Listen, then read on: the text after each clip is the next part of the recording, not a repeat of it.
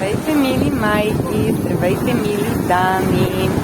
Включвам се да ви кажа за най-новото начинание на страница Новите майки. И това е, че съвсем спонтанно, след един мой коментар в специална съборна група за практична психология, се отзовах на призива на една млада жена, 21 годишна, която има сериозно затруднение в това да спре своя емоционален глад. Ако не знаете какво е емоционален глад, това е проявлението на някаква наша вътрешна тревожност, на някаква наша незадоволеност и то на базова нужда, която се изразява в постигане на краткосрочно и здравословно удоволствие от наяждане. Това младо момиче съзнава проблема до някъде и е започнал да търси решение, и аз я поканих да се възползва от една моя програма, която работи вече успешно над 8 години. Лично я прилагам. Оформила съм я през годините следствие на моя личен опит с отслабването. Някои от вас знаят, някои не. Аз не винаги съм била преди напълняването си пълна, но при голям стрес за мен това се явяваха трите ми бременности, особено последната, така се стекоха обстоятелствата в моя живот и реагирах по този начин с много качване на килограми, 44, от които без диета, без хапчета, свалих трайно и здравословно 41 килограма.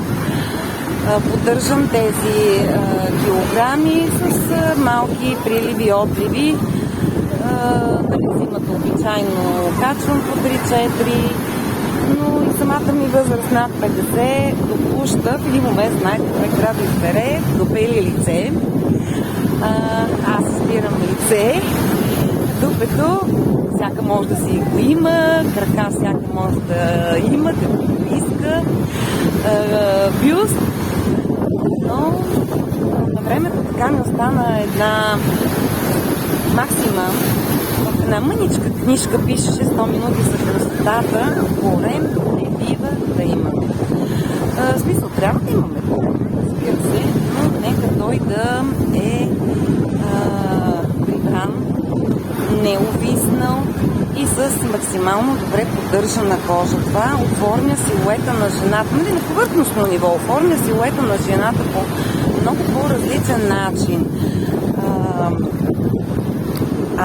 Не повърхностно, всъщност висцералните мазнини, тези, които биват вътрешните ни органи, са и най-опасни за нашето здраве.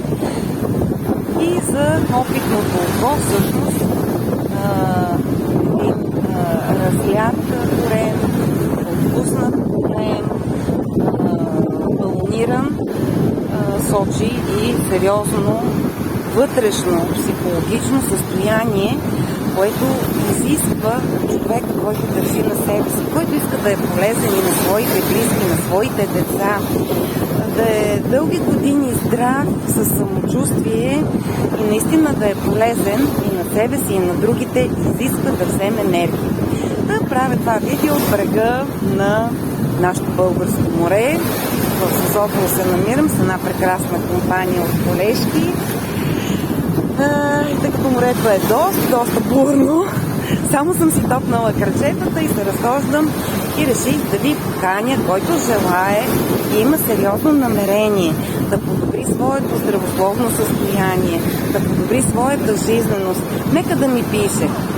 Ще го включа в новата затворена група за трайно и здравословно отслабване.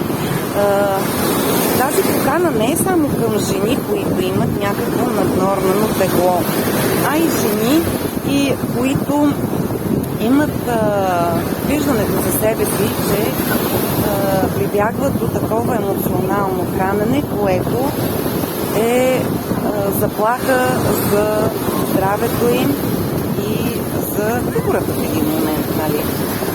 Заповядайте, очаквам ви.